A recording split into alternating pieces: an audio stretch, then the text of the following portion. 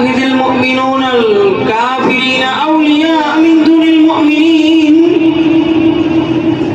কাফিরকে বন্ধু বানানো যাবে না। বন্ধু যদি তোমার বানাইতে হয়, কাকে বানাইতে হবে? মুমিনকে বানাইতে হবে, নেককারকে বানাইতে হবে। মুমিন তোমার হলো আপন, কাফের বেঈমান যারা আছে এরা হলো তোমার পর। তোমার সাথে মহব্বত করবে, ভালোবাসবে তোমাকে, স্বার্থ ছাড়া তোমাকে ভালোবাসবে না।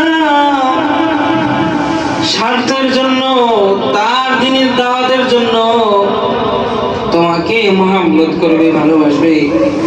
আর মুমিন ব্যক্তি তোমাকে ভালোবাসে স্বার্থের জন্য না, আল্লাহকে খুশি করার জন্য, রাসূলকে খুশি করার জন্য মহব্বত করে। ঠিক।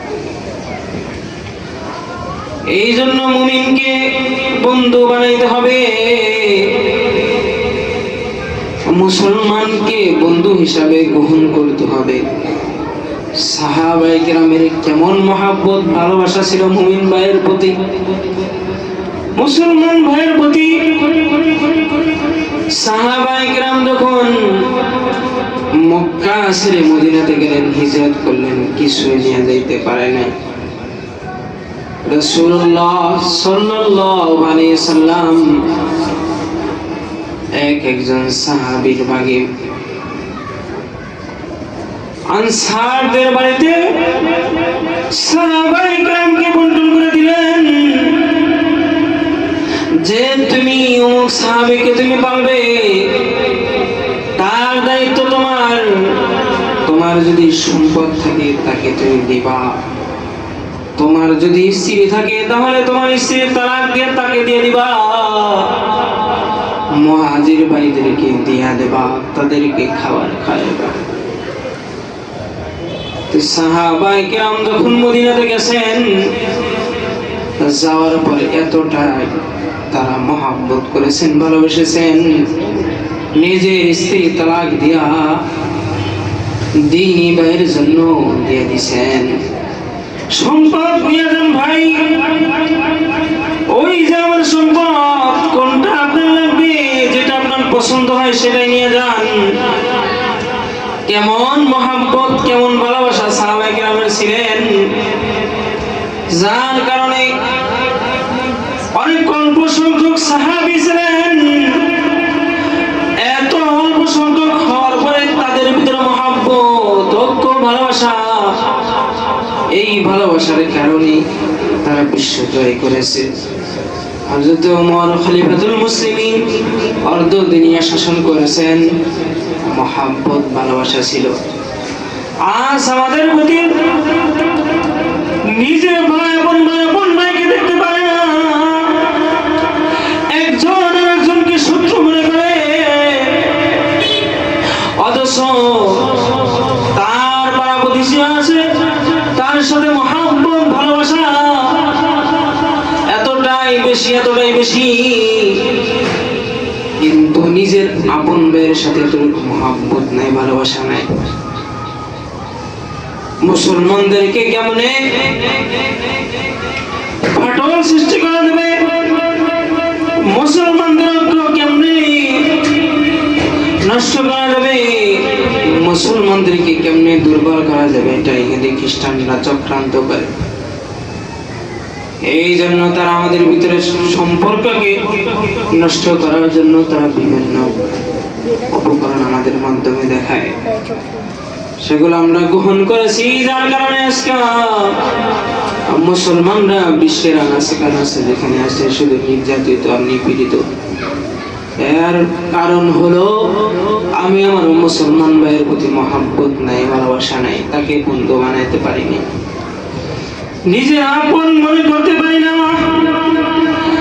যদি আমার কাছে মনে করতে পারতাম, আপন মনে করতে পারতাম, তাহলে ওই ইহুদি খ্রিস্টান তারা দূরে থেকেও আমাদের মধ্যে সম্পর্ক নষ্ট করতে পারতো না।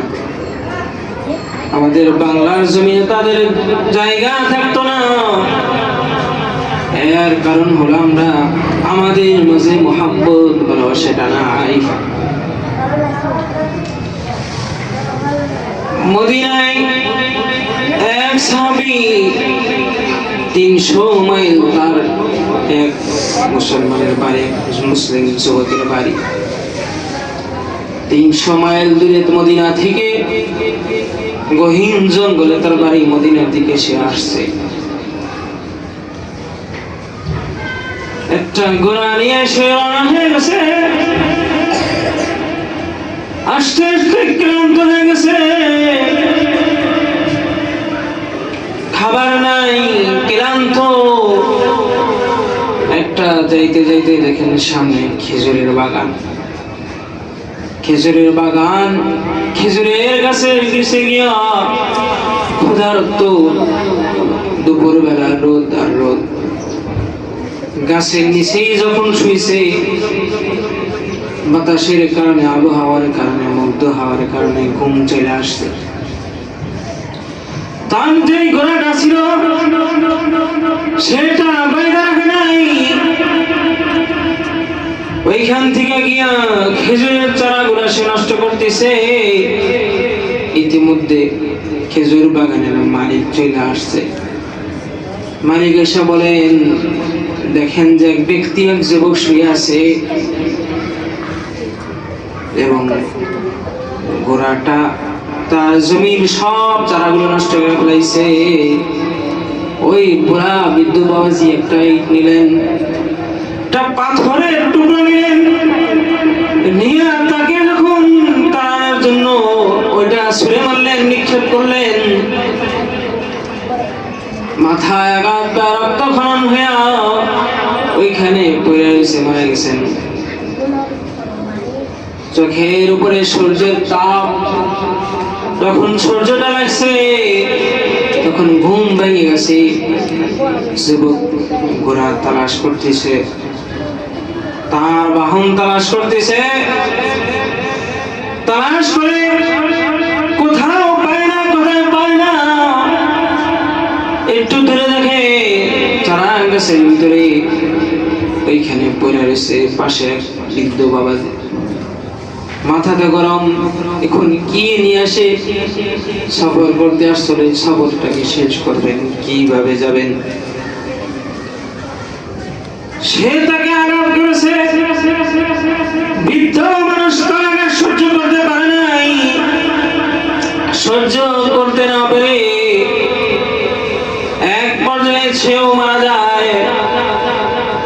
এখন তার 2 সন্তান বাবাকে তালাশ করার জন্য খেজুর বাগানে আসছে, বাবাকে তালাশ করতেছে, পায় না, পায় না। বাবা কোথায় গেল? দেখে একটা ঘোড়া রক্তক্ষরণ হয়ে পড়ে মারা গেছে, মারা গেছে। তার বাবা জীবন দুনিয়াতে নাই। দেখেন যে পাশে যুবক রয়েছে, যুবক আমার বাবাকে নির্মম ভাবে হত্যা করেছে কে? তুমি কি জানো? এটা ছিল খলিফাতুল মুসলিমিন হযরত ওমর রাদিয়াল্লাহু তাআলা আনহুর জামানার সময়ের ঘটনা। ওই যুবক দুজন বলেন তারাও মুসলমান, মুসলমান তারাও মুসলমান, চলো আমরা আমাদের বিচারপতির কাছে যাই, রাষ্ট্রপ্রধানের কাছে যাই, খলিফাতুল মুসলিমিন হযরত ওমরের কাছে যাই। হযরত ওমর রাদিয়াল্লাহু তাআলা বিস্তারিত সব বর্ণনা শুনলেন। ওমর রাদিয়াল্লাহু তাআলা বলেন, জানের বদলায় জান, হাতের বদলায় হাত, পায়ের বদলায় পা। তুমি যেহেতু তাকে হত্যা করেছো, তাহলে তোমাকেও হত্যা করা হবে। এটা হলো কিসাস, কিসাস নিতে হবে। যুবক রেডি হয়ে গেছে। খলিফাতুল মুসলিমিন, আপনি আমাকে যে শাস্তি দেন সেই শাস্তি নিতে চাই, কারণ দুনিয়া থেকে আমি পাক হয়ে যেতে চাই, পবিত্র হয়ে যেতে চাই। শয়তানের ধোঁকায় পড়িয়া না বুঝে আমি এটা করে ফেলেছি, তার মৃত্যু হয়ে গেছে, বুঝতে পারিনি। খলিফাতুল মুসলিমিন আমি রাজি আছি, আমাকে আপনি পবিত্র করে দুনিয়া থেকে বিদায় করে দেন। তাকে এখন ফাঁসির রাষ্ট্র দিলানো হবে। ওই সময় যুবক বলে, খলিফাতুল মুসলিমিন, এক ইহুদি আমার কাছে কিছু টাকা পাবে, কিছু ঋণ আছে, এই ঋণটা যদি পরিশোধ না করি তাহলে বলবে মুসলমান তারা খারাপ, মুসলমানের আদর্শ ভালো আদর্শ নেই, মুসলমানেরা ভালো না। দিনটা যদি আমি আদায় না করি তাহলে মুসলমানের প্রতি তার একটা খারাপ ধারণা হবে। এই খারাপ ধারণা যাতে না হয়, আমি আমার ঋণটা শোধ করব, আদায় করি, এরপরে আপনি আমাকে ফাঁসি দেন, আমার কোনো আফসোস নেই। খলিফাতুল মুসলিমিন বলেন, মদিনা থেকে 300 মাইল দূরে, অনেক দূর, 2-4 জন লোক যে পাঠাবো তাও তো পাঠানো যাবে না। এবার তোমার তো বিচার হওয়া দরকার, তাহলে কিভাবে? সম্ভব না। ফাঁসির কাষ্ঠে নিলেন, তাকে এখন ফাঁসি দেওয়া হবে। পয়গম্বরের এক সাহাবী হাত উঁচু করে বলেন, খলিফাতুল মুসলিমিন, এই ভাইয়ের মদিনাতে কেউ নাই, মদিনাতে যদি তার বাবা থাকতো, তার যদি মা থাকতো, নিজের ভাই যদি থাকতো, তাহলে তাকে ঋণ রেখা মৃত্যুবরণ করতে নিত না। সে আমার বাপতিত্ব ভাই না, ঠিক আছে,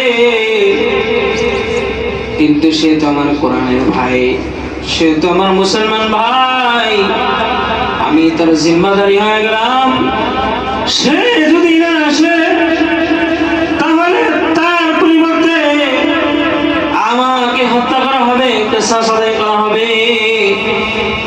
এই কথা বললেন, তিনি ছিলেন পয়গম্বরের খাদেম হযরতে আবু যর গিফারি।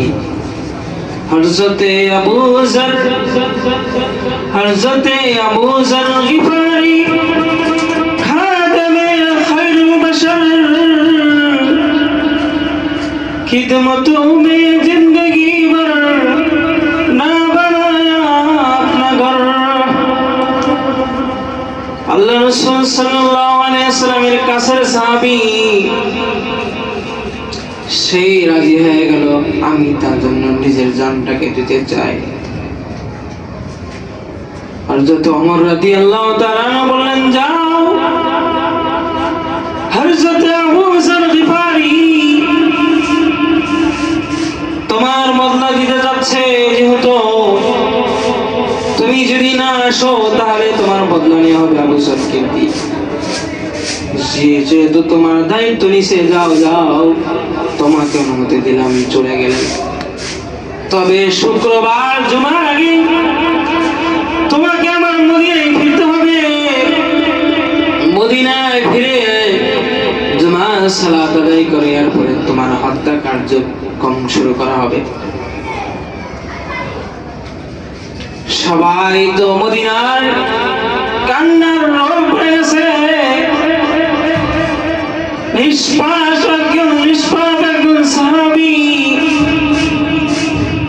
এত বড় একজন সাহাবী, এই যুবক যদি না আসে তাহলে আমাদের নেতা আবু যরকে হারাইতে হবে। সবাই কান্না করতেছেন আর দোয়া করতেছেন। করতে করতে শুক্রবার জুমার দিন চলে আসলো। জুমার আযান হয়ে যায়, এখনো যুবক মদিনাতে আসে নাই। হযরত খলিফাতুল মুসলিমিন হযরত ওমর ফারুক রাদিয়াল্লাহু তাআলা আনহু মিম্বারে উঠলেন, খুতবা দিলেন, সালাত আদায় করলেন। আর ওইদিকে যুবক বাসায় বসলেন। বাসায় বসে মার কাছে বলতেছেন, ও মা, যেখানে সফরে যাইতাম তোমার দোয়া নিয়ে যাইতাম, ও মা, যেখানে যাইতাম তোমার হাতে খাবার খাইতাম। মা গো, আমার জীবনের শেষ দিন, আমি আল্লাহর কাছে পাপী হয়ে উঠতে চাই না। ভুল করেছি, আমার সাজা হওয়া দরকার। দুনিয়া তো হয়তো আর কয়েকদিন বাঁচবো, কিন্তু আখিরাতের জীবন তো অনন্তকাল। ওইখানে শুরু আছে আর শেষ নাই। ওইখানে আমি পাকড়াও হতে চাই না, পাকড়াও হতে চাই না। নিজেকে পবিত্র করে দুনিয়া থেকে বিদায় নিতে চাই। ও মা, জীবনের শেষ খাবারটা তোমার হাতে আমি খেতে চাই। মা গো, জীবনের শেষ খাবারটা তোমার হাতে তুলে আমারে খাওয়াইয়া দাও। মা গো, জীবনের শেষ খাবার খাওয়াইয়া তোমার সন্তানকে চিরদিনের জন্য বিদায় দিয়ে দাও। মা খাবার খাওয়াই দিলেন, লোকমা উঠায় কান্না করে কান্না করে। যুবক বাবার কাছে গেলেন, ও বাবা, জীবনে তো আমার জন্য কম কষ্ট করেন নাই, এত কষ্ট, এত মহাব্বত, ভালোবাসা রে বাবা। আপনার সন্তান ভুল করেছে, এই ভুল করার কারণে আজকে আপনার সন্তানের সাজা হবে। মালিকের কাছে পবিত্র হয়ে যাইতে চাই। বাবা গো, জীবনের শেষবারের মতো ক্ষমা করে দিয়া আপনার সন্তানকে বিদায় করে দেন। যুবক আসা শুরু করলেন, আসতেছেন আসতেছেন, ওই দিকে তো আমার শেষ। এখন ফাঁসির রায় হয়েছে, ফাঁসি দেওয়া হবে সকলের সামনে। এখনো যুবক আসে নাই, যুবক আসে নাই। হযরত আবু যরকে ফাঁসির মঞ্চে নেওয়া হইল। মদিনায় কান্নার শুরু হয়ে গেল, সবাই কান্না করতেছে। নিষ্পাপ একজন সাহাবী আবু যর, জীবনে কোনো গুনাহ নাই, পাপ নাই, দুনিয়ার প্রতি লোভ লালসা তার কখনো ছিল না। একটা ঘর সে বানাই নাই। অপরাধীর সাজা না হয় আবু যরের সাজা হবে, এটা আমরা মাইনা নিতে পারতেছি না, মাইনা নিতে পারতেছি না। সবাই যখন কথা বলতেছে, দেখা যাচ্ছে ধুলা ওরা মানে কে যেন আসতেছে মদিনার বাহির থেকে আসার একজন মুসাফির আসতেছে, এটা বোঝা যাচ্ছে। বালুর কারণে, ধুলার কারণে বোঝা যাচ্ছে না। এরপরে দেখেন সেই যুবক চলে আসছেন। যুবক এসে বলেন, খলিফাতুল মুসলিমিন, রাস্তায় একটা সমস্যার কারণে আমার লেট হয়ে গেছে, ক্ষমা চাই। হযরত আবু যর রাদিয়াল্লাহু তাআলা আনহু বলেন, যেই ব্যক্তি 300 মাইল সফর করিয়া এত দূরের পরে আসতে পারে, সে তো সাধারণ কোনো মানুষ নয়, নেককার মানুষ, ভুলে করে ফেলেছে। আরো মানুষেরা আবেদন করলেন, খলিফাতুল মুসলিমিন, সে নিজের ইচ্ছাটা করে নাই, আমরা আপনার কাছে আবেদন করতেছি, শয়তানের ধোঁকায় পড়ে করে ফেলেছে, আমরা আপনার কাছে আবেদন করতেছি, আবু যরকেও যেন ফাঁসি না দেওয়া হয়, এই যুবককেও যেন ফাঁসি না দেওয়া হয়। এই ঘটনা থেকে এটাই বোঝাতে চাচ্ছি, মুসলমান ভাইয়ের জন্য মুসলমানের কতটা টান ছিল। হযরত আবু যর ওই যুবককে কখনো দেখে নাই, কিন্তু এরপরেও মুসলমান ভাই তার জন্য নিজের জীবনটাকে দিতে চাইছে। মুসলমান যদি এরকম হয়, দিল থেকে অন্তর থেকে যদি মহব্বত করে ভালোবাসে, তাহলে ইহুদি খ্রিস্টানেরা মুসলমানের উপরে কোনো নির্যাতন চালাইতে পারবে না, তারা বিজয় হতে পারবে না, বিজয় হবে মুসলমানের। এই জন্য আমাদেরকে একে অপরকে মহব্বত করতে হবে, ভালোবাসতে হবে। বন্ধুত্ব করতে হলে মুসলমান ভাইকেই করতে হবে, মুমিন ভাইকেই করতে হবে, তাছাড়া অন্য কাউকে বিশ্বাস করা যাবে না। তারা আমাদের লোভ লালসা দেখাইয়া তাদের স্বার্থ হাসিলের জন্য আমাদেরকে ভালোবাসে, প্রকৃতপক্ষে তারা আমাদেরকে ভালোবাসে না।